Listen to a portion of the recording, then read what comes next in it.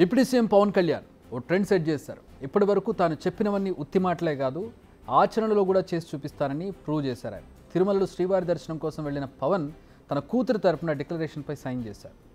మొన్నటి వరకు ఏపీ పాలిటిక్స్ను షేక్ చేసిన అంశం డిక్లరేషన్. తిరుమలకు వెళ్లే హిందువులు కాని వారు ప్రతి ఒక్క వ్యక్తి తనకు వెంకటేశ్వర స్వామిపై విశ్వాసం ఉందని డిక్లరేషన్పై సైన్ చేయాలి. ఇదే విషయంపై మాజీ సీఎం వైఎస్ జగన్ చాలా విమర్శలు ఎదుర్కొన్నారు. ఆఖరికి ఆయన తన పర్యటననే రద్దు చేసుకున్నారు. శాంతి భద్రతల కారణంగా తిరుమల పర్యటన రద్దు చేసుకుంటున్నానని ఆయన చెప్పారు. అయితే ఇది జరిగిన కొన్ని రోజుల గ్యాప్లోనే తిరుమలకు వచ్చారు AP deputy CM Pawan Kalyan కాలినడకన. ఆయన కూడా డిక్లరేషన్పై సంతకం చేసి శ్రీవారిని దర్శించుకున్నారు. ఆయన హిందూనే కదా, ఆయన డిక్లరేషన్పై సంతకం చేయడం ఎందుకనే కదా మీ డౌట్.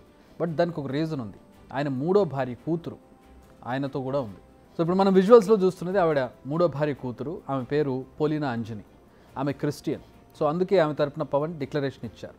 గతంలో పవన్ ఎన్నికల ప్రచారం సందర్భంగా పలుమార్లు చెప్పారు తాను అన్ని మతాలను గౌరవిస్తానని. అంతేగాదు తన మూడో భార్య అన్నా లెజ్నెవా ఓ రష్యన్, ఆమె క్రిస్టియన్ మతాన్ని ఆచరిస్తారు. తన కూతురికి రష్యన్ ఆర్థోడాక్స్ చర్చ్లో బాప్టిజం ఇప్పిద్దామని అడిగితే తాను కాదనలేదని చెప్పారు పవన్. సో పోలీనా ఓ క్రిస్టియన్, అందుకే ఆమె తరపున డిక్లరేషన్ ఇచ్చారు పవన్ కళ్యాణ్. ఇది మరో వివాదం తలెత్తకుండా తీసుకున్న నిర్ణయమా, లేక అన్ని మతస్థులు ఎవరైనా శ్రీవారిని దర్శించుకోవాలంటే ఇలా చేయాల్సిందే అని ఎగ్జాంపుల్ సెట్ చేయడానికి చేశారో తెలియదు. కానీ పవన్ అయితే చాలా మంచి పని చేశారన్న మాటలు అయితే బయట వినిపిస్తున్నాయి. రీసెంట్గా పవన్ ఒక కొత్త రూపంలో కనిపిస్తున్నారు అందరికీ. తాను సనాతన ధర్మ పరిరక్షకుడిగా అభివర్ణించుకుంటూ ఉన్నారు. అంతేకాదు తాను మాట్లాడే మాటలు, చేసే చర్యలు, తీసుకునే నిర్ణయాలు అన్నీ కూడా అలాగే ఉన్నాయి. ప్రస్తుతం హిందూ సంఘాల్లో ఆయన మైలేజ్ పెరిగింది.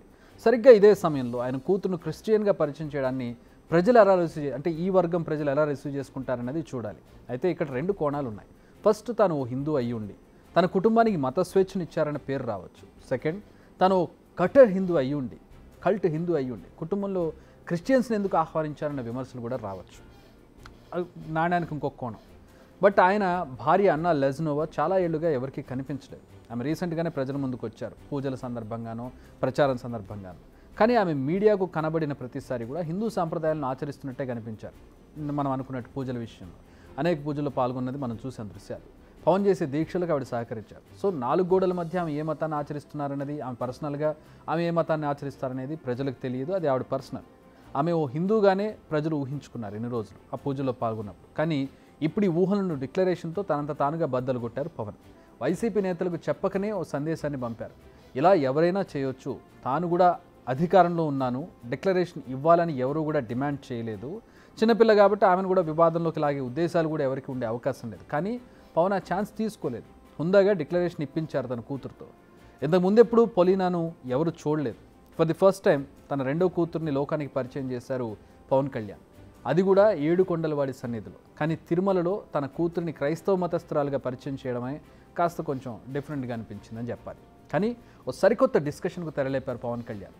దేవాలయాల రక్షణకు కలిసికట్టుగా పోరాడాలని పిలుపునిస్తున్న పవన్ తన కూతుర్ని క్రిస్టియన్గా చెప్పడం వెంటనే చాలామందికి డైజెస్ట్ కాకపోవచ్చు, కొంచెం ఛాందసంగా ఉండేవాడికి. హార్స్ ట్రూత్ ఏంటంటే పవన్ విమర్శలు ఎదుర్కోబోతున్నారు, ఇందులో ఎలాంటి డౌట్ లేదు ఈ విషయానికి సంబంధించి. అంతేకాదు మరో యాంగిల్ కూడా ఉంది ఇక్కడ. తండ్రి మతమే కూతురికి రావాలి కానీ తల్లి మతం ఎలా వస్తుందనేది మరో ప్రశ్న. అయితే పవన్ తన భార్యకు ఆ లిబర్టీ ఇచ్చినట్టుగా కనిపిస్తోంది. తన పర్సనల్ విషయంగా చూస్తే ఇది చాలా మంచి నిర్ణయం. కానీ పొలిటికల్ లీడర్గా, అది కూడా సనాతన ధర్మాన్ని ఆచరించేవాడిగా చూస్తేనే కాస్త విమర్శనాత్మకంగా ఉంటుంది ఈ వ్యవహారం. ఇటు మత సంఘాలు కావచ్చు, లేదంటే బీజేపీ వాళ్ళు కావచ్చు, దీన్ని నిజంగా విమర్శించదలుచుకుంటే ఆ యాంగిల్ విమర్శించవచ్చు. కానీ ప్రస్తుతం బీజేపీ ఫ్రెండ్ కాబట్టి బహుశా అలాంటి విమర్శలు ఉండకపోవచ్చు. వస్తే గిస్తే వైసీపీ తరపు నుంచి ఆ విమర్శలు రావచ్చు. కానీ ఇక్కడ పవన్ నిజాయితీని మెచ్చుకోవాల్సిందే. అది సెల్ఫ్ గోల్ అనండి, లేదంటే ఇంకోటనండి, విమర్శలను తనకు తానుగా కొని తెచ్చుకోవడం అనండి. కానీ హుందాగా ఉన్నది ఉన్నట్టుగా చెప్పారు. ఆయన తన కూతుర్ని తీసుకెళ్లారు. ఆమె క్రిస్టియన్ అని ఆ డిక్లరేషన్ ద్వారా ఆమెకి శ్రీవారి పట్ల నమ్మకం ఉందని చెప్పించి డిక్లరేషన్ మీద సంతకం చేయించి లోపలికి తీసుకెళ్ళినటువంటి ఒక హుందాతనం అనేది బయటపడింది. ఇప్పుడు ప్రస్తుతం టీటీడీ పద్ధతులను పాటించారు, శ్రీవారిని దర్శించుకున్నారు. For more videos like this, subscribe Big TV channel.